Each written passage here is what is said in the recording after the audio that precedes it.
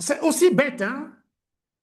Oubliez les formules de la pression artérielle moyenne que nous récitions et qu'on ne comprend même pas correctement parce qu'on n'a pas étudié l'hydrodynamique. La biophysique, on l'a ramassée rapidement pour avoir des notes.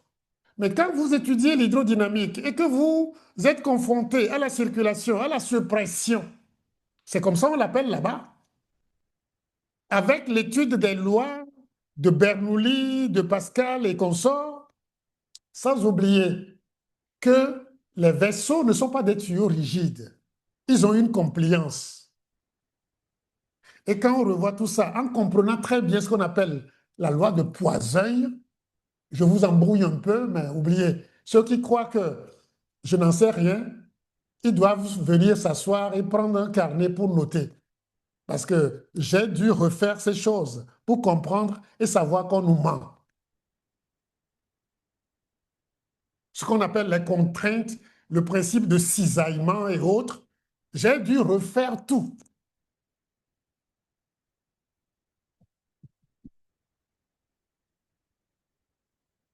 Malheureusement, le cardiologue qui n'a fait que réciter des cours et des protocoles, sans connaître même les médicaments, vous voyez qui il est.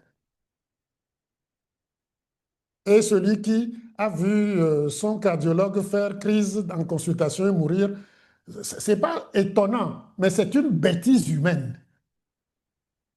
Acceptée. Je dis bien, c'est une bêtise acceptée. Et c'est pour ça, lorsque les faits que l'on rencontre ne s'accordent pas avec une théorie régnante, supposément, parce que c'est la vie que la personne est censée défendre, ou les gens se glorifient que le cardiologue, c'est lui. Je dis bien parce que vous avez à avoir un cœur bon, en parfait état. Si on vous prive d'oxygène, le cœur s'arrête. Je reprends. Vous avez beau avoir un cœur bon, en parfait état, à l'âge tout jeune.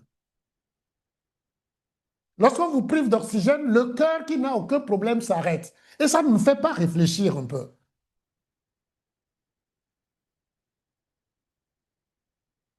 Et c'est ce qui fait que,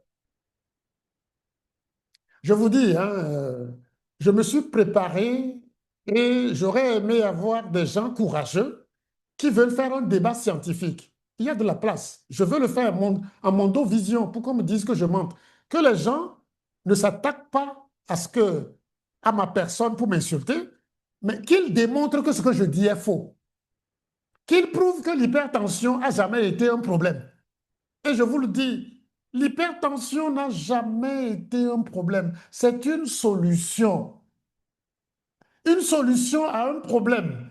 Et vous savez que c'est une solution pour garantir la circulation. Une autre preuve bête, on n'a jamais trouvé de l'hypertension sur un mort. Le jour où on le trouvera, peut-être que ce seraient d'autres êtres qui vont naître, pas de notre genre. On n'a jamais trouvé d'hypertension sur un mort. Et ça ne dérange personne. On fait des récitations, des petits bambins que moi j'ai vus traîner avec des pharmaciennes, se vautrent pour dire qu'ils sont cardiologues. Et bon Dieu, ce monde-là,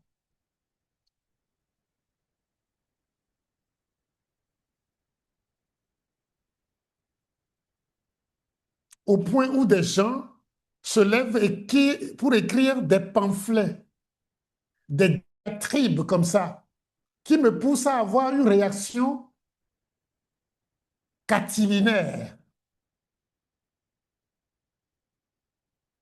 qui est une perte de temps.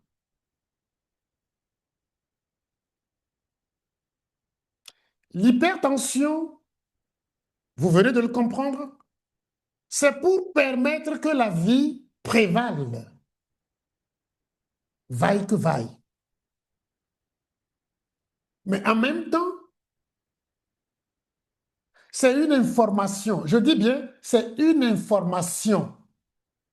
Et ceux qui ont fait un peu de physique savent qu'une information n'est pas une entropie.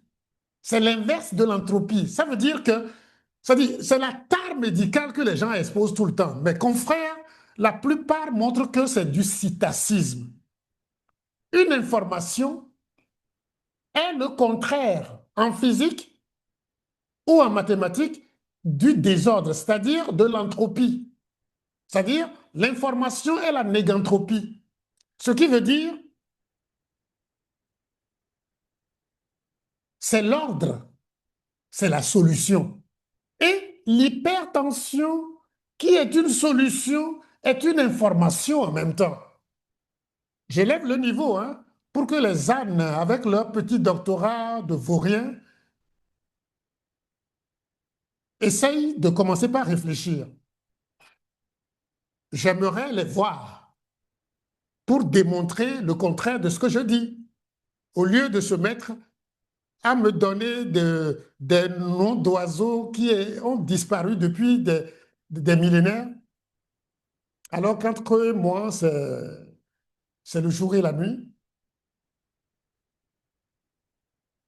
Donc, l'hypertension est une information et est une solution. Ce n'est pas l'entropie, c'est-à-dire le désordre qui se passe. Ce n'est pas le problème. Ceux qui ont un peu de notion de science véritablement, pas les récitations, comprennent que mes mots sont pesés.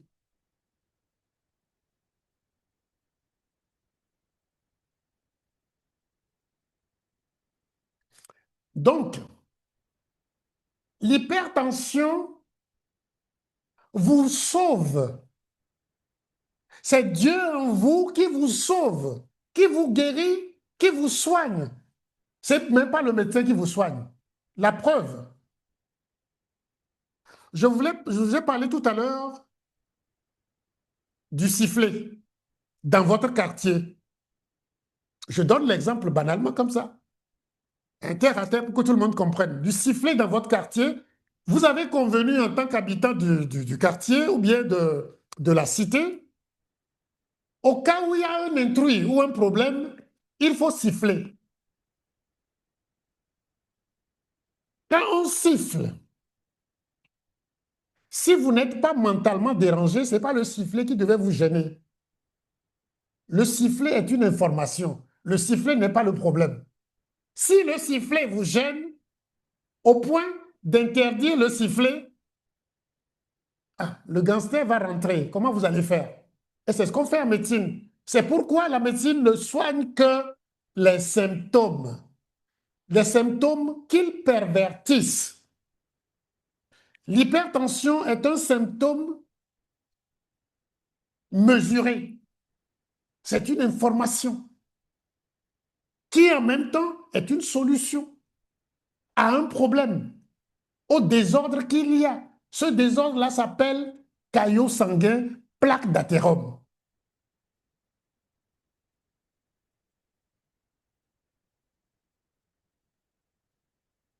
Si vous allez sur Internet, vous demandez les signes, on va vous citer des signes.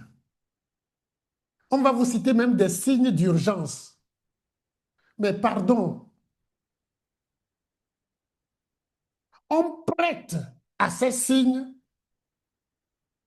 d'être secondaires ou bien causés par l'hypertension.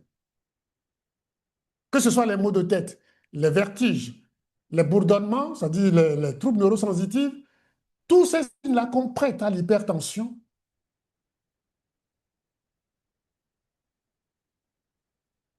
ne sont pas dus à l'hypertension. C'est dû à la diminution de la circulation, aux turbulences de la circulation. Quand je dis turbulence, ceux qui ont fait un peu de biophysique et de physique vont comprendre. La circulation n'étant plus laminaire, il y a des turbulences. Et tout ce qui est prêté à l'hypertension, c'est faux, totalement faux. C'est totalement faux. Les gens vont me dire, mais tiens, comment ça se fait que quand on te donne les médicaments, ces signes disparaissent? Oui, parce que En diminuant la pression, la turbulence diminue. Ça ne veut pas dire que c'est la pression qui en est la cause. C'est l'obstacle qui en est la cause. Et c'est pourquoi je dis, ces signes-là sont plutôt dus à la diminution de la circulation, ce qu'on appelle l'hyphémie. Attention, qu'on ne confonde pas ça avec l'hypoéma, c'est à la diminution de la circulation dans le secteur ou globalement. Et pour ceux qui me suivent depuis longtemps, qui savent que même pour la douleur, j'ai redéfini ça, ce n'est qu'une baisse d'environ 80% de la circulation. Vous voyez que les maux de tête, les migraines et qu'on sort, qu'on prête à l'hypertension n'ont rien à voir avec l'hypertension. C'est des signes de corrélation. Ce n'est pas des signes de causalité. C'est des mots techniques, hein? C'est des signes de corrélation. Ce n'est pas des signes de causalité, de cause à effet, je veux dire.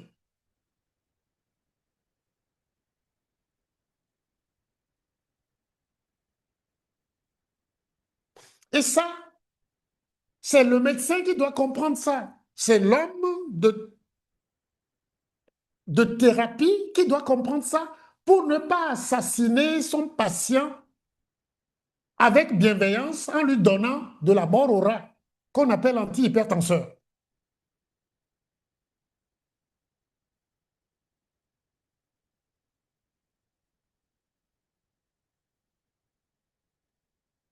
Et c'est ce qu'il faut.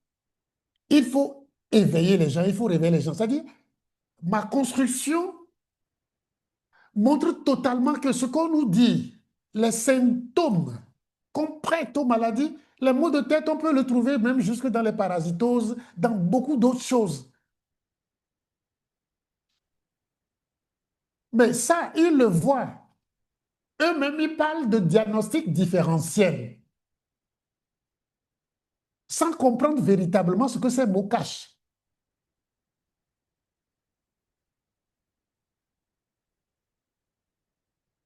Pas de fiabilité dans les diagnostics, pas de validité dans les diagnostics. Les instruments, les analyses, les trucs qu'on utilise n'ont aucun rapport de vraisemblance fiable. Mais le médecin ne comprend pas, puisqu'il a été bon médecin par cytacisme. Mais maintenant, est-ce que c'est parce que il a été fait comme ça que vous devez accepter d'être assassiné légalement, avec oisiveté? Non. Comme disait René Féjean, la santé est le plus grand bien qui soit. N'en confiez à personne la gestion aveuglement, naïvement, sans chercher à comprendre. Une attitude responsable ne peut se concevoir sans accès à la connaissance médicale. Elle ne doit donc plus être le privilège d'une minorité, mais un droit pour tous. Vous voyez, puisque le médecin est lobotomisé, il ne comprend pas, il ne réfléchit plus. Si vous lui laissez la liberté de décider de ce qu'il doit faire, de ce qu'il doit faire, vous, votre santé ne vous appartient plus. Et ce combat que je fais, où je reçois des coups depuis des décennies, c'est pour que nous ne soyons que des humains. Simplement qu'on nous accepte comme des humains, qu'on ne soit pas des biens meubles ou autres. Parce qu'on continue dans le système francophone, on demeure des biens meubles. C'est-à-dire des choses, quoi. Notre vie importe peu. Mais la seule chose que nous pouvons contrôler, c'est la seule qui nous appartient vraiment, c'est notre vie, c'est notre santé. Donc, c'est notre alimentation. Eux, ils le savent, mais nous, on ne le sait pas. Vous voyez comment, quand je dis que le médecin lui-même, il terrorise la masse avec son épouvantail de loup imaginaire, et lui-même, il est mangé par le vrai loup. Quand je donne l'image, c'est une image très claire. Mais lui, il a choisi, hein? Il a choisi. Moi, je suis scientifique, hein? Moi, je crois qu'à la science. Quelle science? La récitation, c'est la science aussi.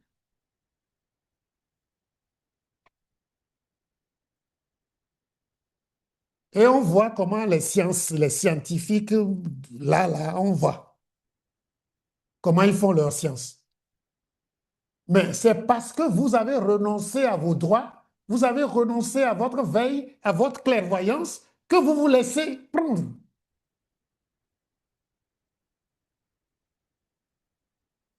Je le dis, même si on amène la formule ici, on ne peut pas me démontrer que l'hypertension n'est pas liée aux obstacles, ce qu'on appelle la RPT, que les Togolais ne confondent pas le RPT et la RPT. La RPT dont je parle, ça s'appelle résistance périphérique totale. Vous voyez que la résistance périphérique totale est contre notre vie, contre notre cœur. Donc on ne peut pas l'aimer. Et ceux qui ont voulu aimer RPT, vous voyez, ils ont eu le désamour. C'est normal. Parce que la RPT va contre la vie. Et ce n'est pas l'union qui va changer ça. Ça ne suffit pas. Il faut supprimer les obstacles, devenir honnête, savoir qu'on a affaire à des humains et qu'on doit faire des lois pour protéger leur vie. Pas imposer le RPT. La RPT, je veux dire, pardon. Hein?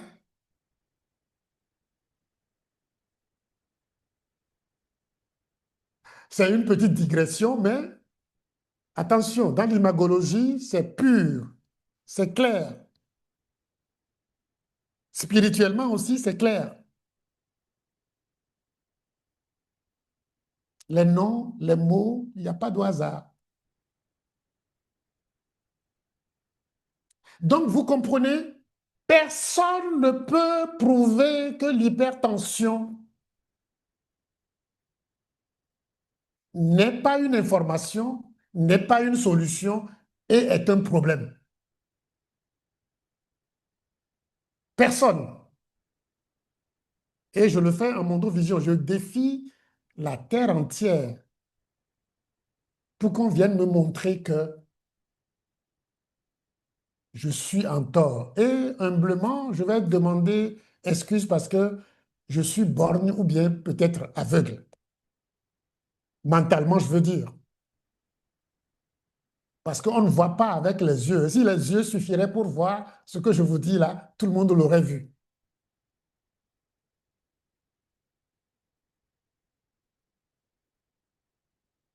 L'hypertension n'a jamais créé de problème à quelqu'un, n'est pas un problème.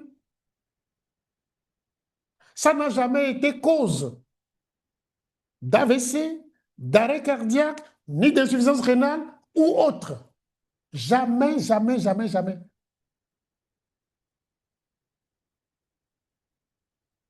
Ça n'a jamais tué quelqu'un. Pour les chrétiens, je dirais, c'est plutôt Jésus qu'on crucifie tout le temps.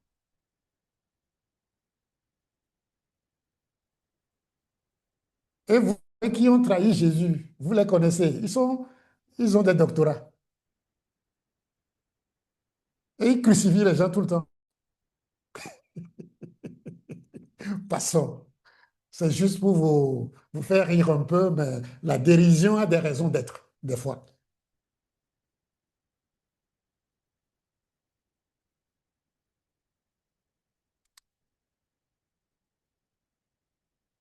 Donc, vous voyez, hypertendu, ton problème n'est pas l'hypertension.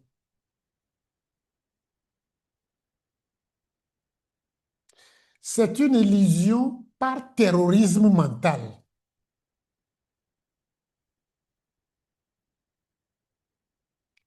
Si je dois être doux, comme disait Bob Marley, esclavage mental.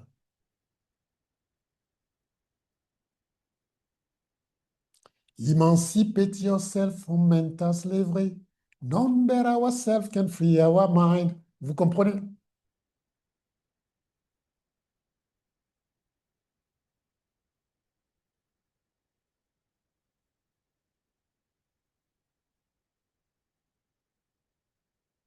Que quelqu'un me vienne me démontrer que l'hypertension est un problème, est un problème. Parce que le mot même maladie, c'est pas ça. Parce qu'on peut aller dans les détails. Les ramassis de syndromes qu'on regroupe pour faire une maladie, bon, laissez tomber. J'ai fait tout ça pour avoir le doctorat, mais euh, c'est comme papier de WC.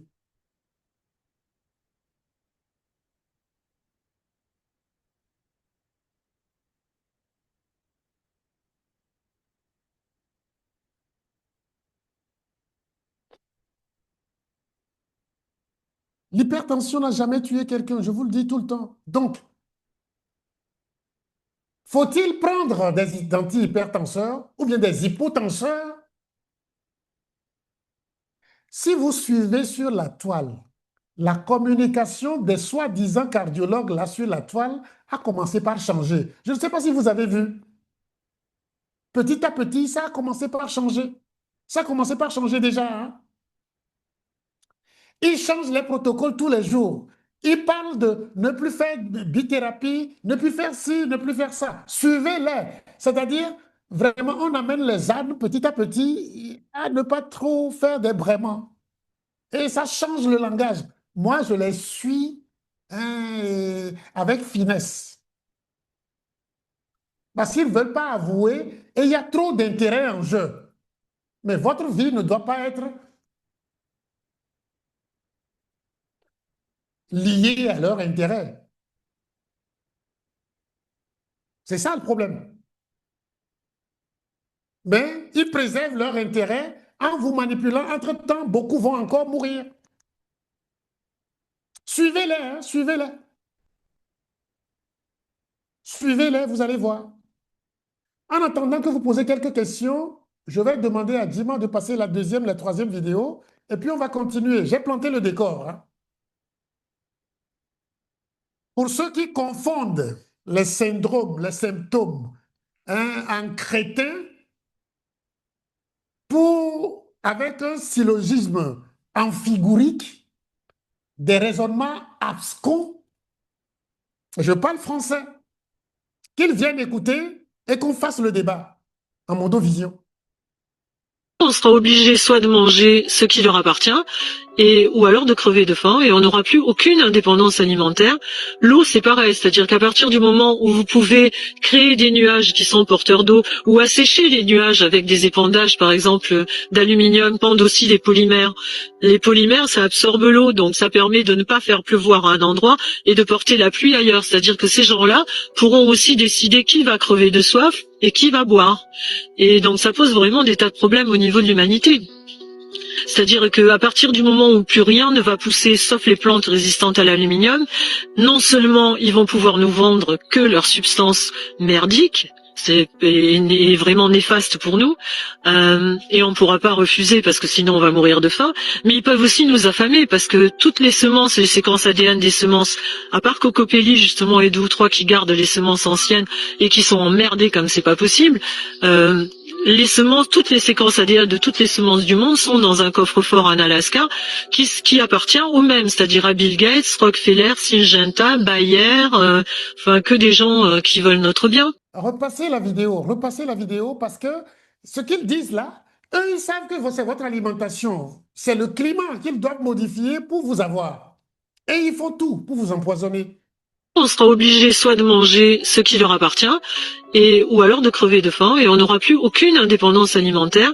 L'eau, c'est pareil, c'est-à-dire qu'à partir du moment où vous pouvez créer des nuages qui sont porteurs d'eau ou assécher les nuages avec des épandages, par exemple, d'aluminium, pendent aussi des polymères. Les polymères, ça absorbe l'eau, donc ça permet de ne pas faire pleuvoir à un endroit et de porter la pluie ailleurs. C'est-à-dire que ces gens-là pourront aussi décider qui va crever de soif et qui va boire. Et donc ça pose vraiment des tas de problèmes au niveau de l'humanité.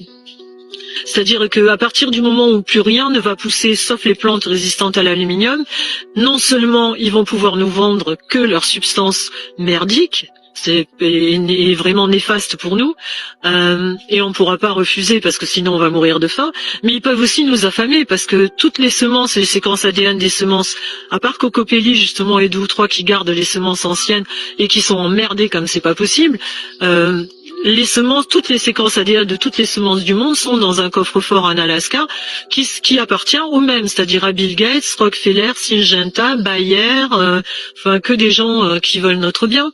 Des gens qui n'ont jamais été médecins et qui décident de votre santé pourtant en vous vendant la médecine comme ce qu'il y a de meilleur.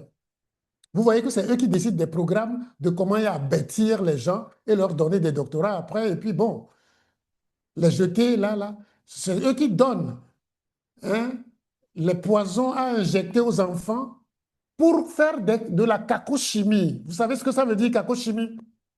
Quand on te met des choses où tu deviens presque foutu, tu ne résistes plus à rien. C'est ça ce qu'on appelle les vaccins. Et l'alimentation aussi, c'est pareil.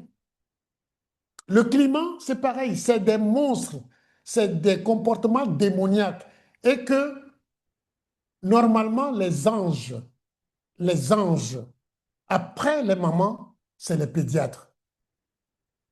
Et que les pédiatres soient des promoteurs de l'injection de poison dans le corps des enfants pour cacochimie et qui sont niais au point d'attaquer d'autres méchamment, sans preuve, avec des diatribes, des pamphlets. Alors, je vais aussi réagir de façon catilinaire.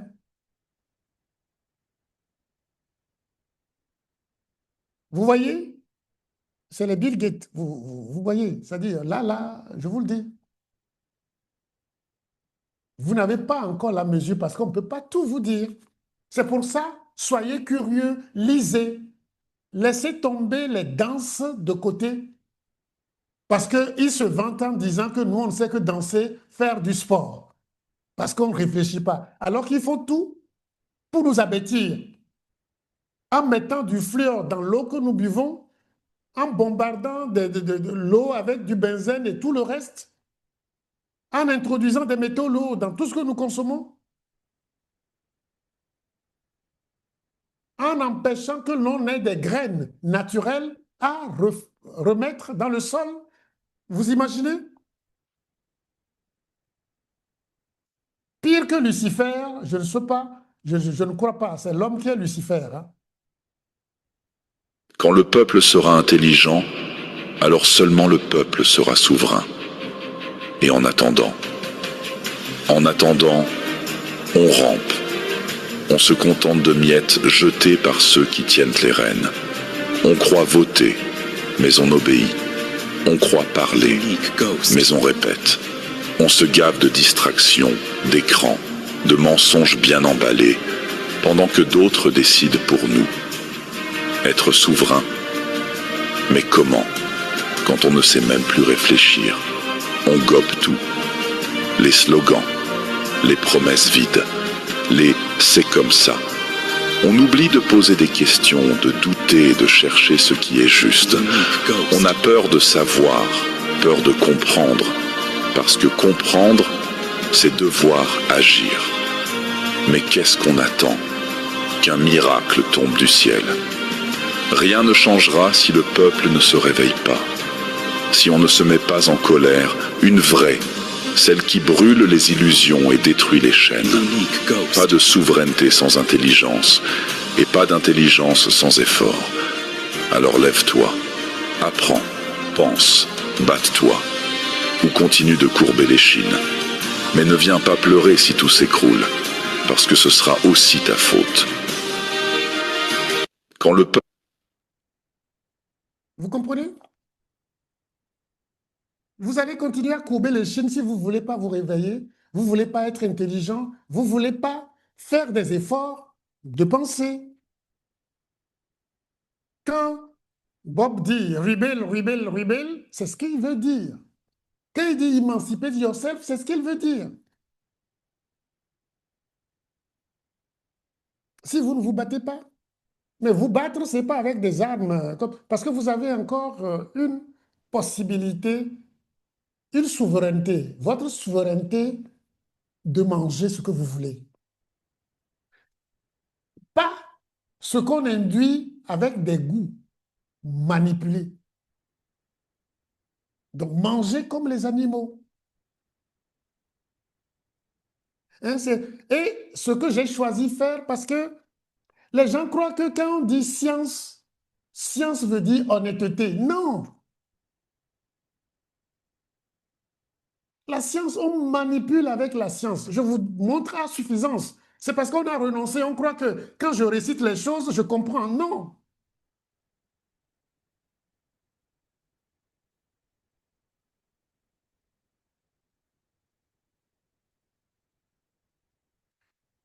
Faites cet examen. Regardez dans un hôpital ceux qu'on a dit les plus brillants et voyez les malades qui passent dans leurs mains. La plupart du temps, les plus brillants, c'est ceux qui perdent beaucoup plus de patients. Malheureusement. Alors, il est brillant comment? C'est-à-dire inversement brillant, parce il récite les protocoles, il ne comprend rien, il ne sait même pas que l'analyse peut le tromper, peut l'induire en erreur. Il ne connaît rien du tout de ça.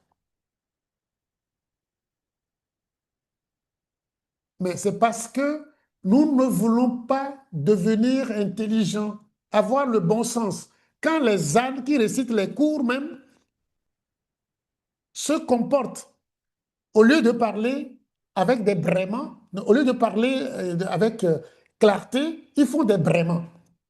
Vous voulez quoi? Ou bien, ils vont beuler. Vous voulez quoi? Seuls les moutons vont les comprendre, les ânes vont les comprendre. Ce n'est pas les humains qui vont les comprendre. À moins que les humains deviennent des ânes et des moutons qui les suivent.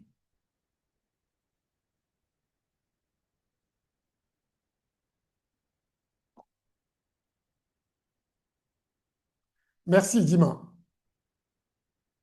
Hein, vous voyez, je vous dis à suffisance que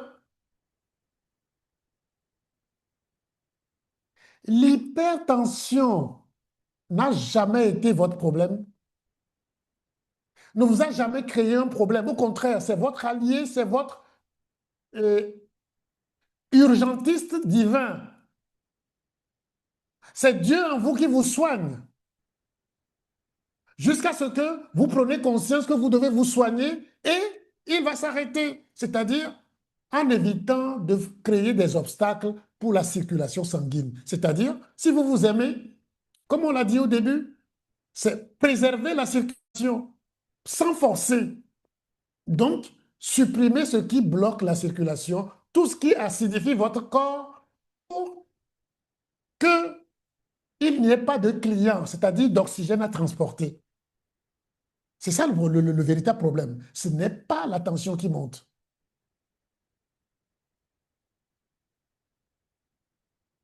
Et si la nature m'a obligé de revenir encore sur cette question, c'est parce que malgré tout ce que nous faisons, il est vrai que on ne peut pas en 2, 3 jours enrayer ce qu'on a pris des centaines d'années pour ancrer dans la tête et dans le comportement des humains. Et encore lorsque c'est lié à ce qui procure plus d'argent au système médico-pharmaceutique. Je le comprends. Mais votre vie est tout. Votre vie physique est tout. Pour ceux qui dépendent de vous. pour ceux que vous devez sauver pour accomplir leur mission.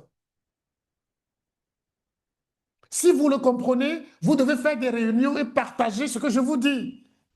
On n'a pas besoin de formules pour ça. Si vous avez besoin de formules ou bien des petits sachants viennent vous emmerder pour des démonstrations, invitez-moi dans les partages et je vais mettre les démonstrations et vous allez voir.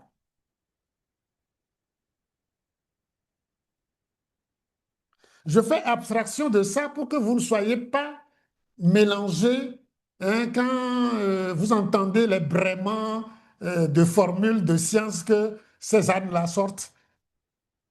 Vous croyez que c'est quelque chose, c'est que des braiements. Ils ne comprennent que dalle. Et si quelqu'un veut vous emmerder, pour le faire, invitez-moi, invitez-le et lançons le débat scientifique, avec preuve. Je vous dis, il n'y a personne qui puisse prouver que l'hypertension est un problème. Même dans les cas qu'on dit cas d'urgence, les signes qu'on prête à l'hypertension, ce sont des signes de compression cérébrale. C'est-à-dire les nausées, les vomissements et autres. Bon, on ne va pas en parler. Je vous dis, on ne m'a pas fait de cadeau en médecine, hein. J'ai mérité tout ce que j'ai traversé. Et je sais dans les détails. Et je défie quiconque croit avoir... je n'ai pas de chance infuse, mais j'ai pris des précautions pour retourner aux bases. Parce que ce que je fais, douter à ce point et changer le langage pour aller à fond, je ne me suis pas levé du jour au lendemain.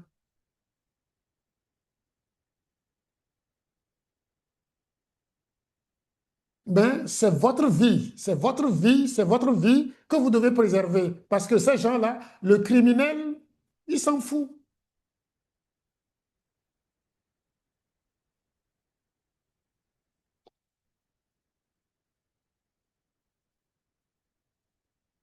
Et pour mes jeunes confrères qui sont en train de venir, ne suivez pas mes partages.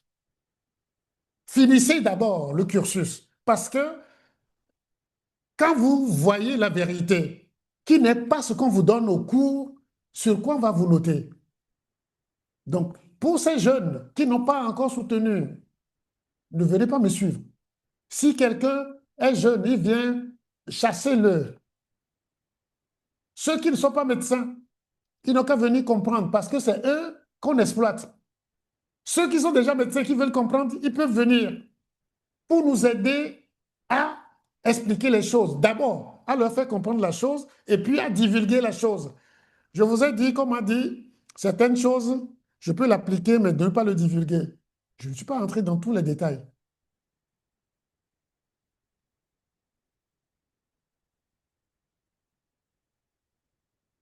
Mais plus les gens comprendront, plus le peuple sera éclairé et devenir intelligent, plus la liberté sera et la paix sera aussi.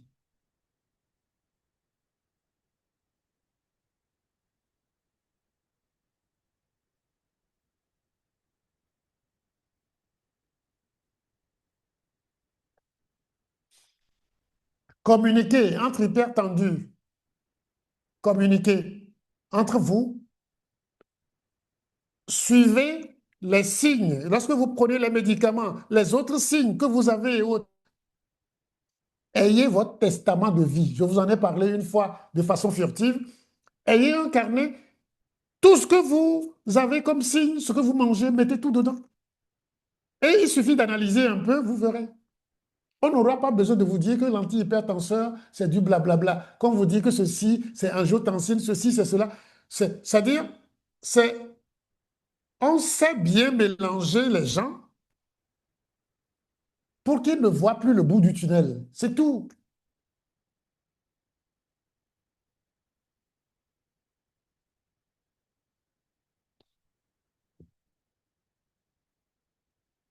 Réveillez-vous, réveillez-vous.